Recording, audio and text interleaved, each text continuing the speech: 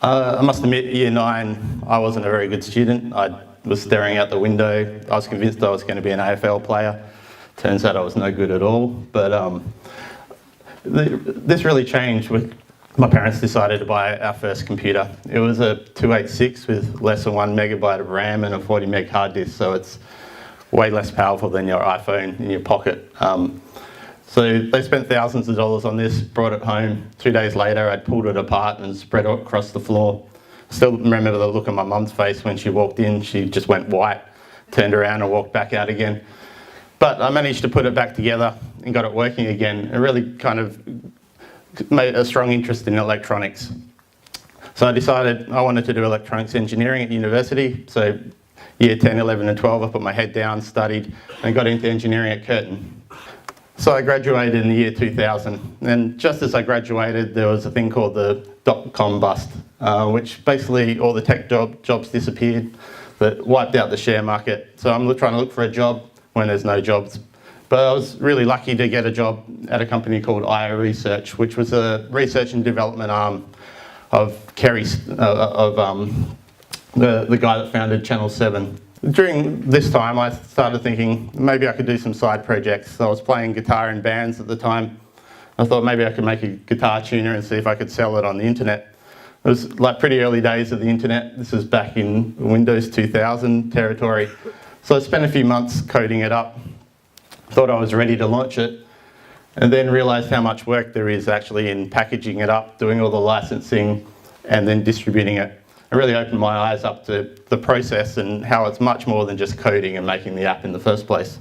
But things really changed for me about 10 years ago, and Steve Jobs announced the first iPhone. I thought this was going to be pretty huge. I couldn't imagine how much it was going to change our lives, how everyone was going to have an iPhone in their pocket. And then the App Store launched. So I wanted to get on this bandwagon pretty quickly, and I started making apps for other people. But early in the App Store days, no one actually wanted apps, so that went really badly. So I decided maybe I'll start making my own apps. So the first app I made was called Discovr without the E, because back in those days you were really cool if you left out the vowels. So it was a music discovery app. You type in your favourite musician, a whole bunch of similar artists would pop out. You could listen to their music, watch their videos, read their bios and so on. It was pretty successful. We got to 4 million downloads with the #1 music app in hundreds of countries, featured by Apple all the way around the world. We raised over $1 million in VC funding. Then we took this VC funding. We thought we were pretty good. We got 4 million downloads. We knew what we were doing. We thought, all right, we'll hire all these guys. We'll build version 2 and it'll be amazing. So we thought, all right, 6 months. 6 months went by.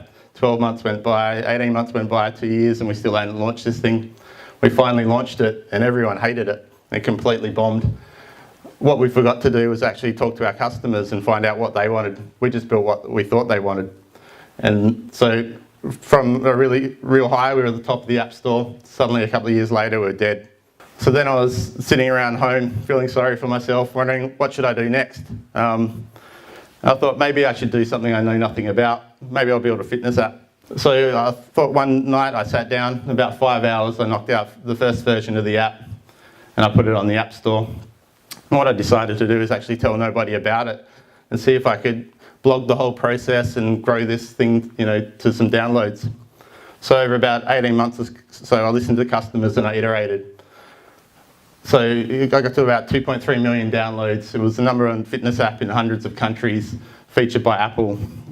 And about 18 months later, a company came along and it acquired the app. So it was quite an amazing journey. It was featured all around the world. So someone wrote, Stuart Hall, so this is the Financial Times, Stuart Hall confesses that when he sat down to write his 7-minute workout app, he had to use Google to work out what a plank exercise was.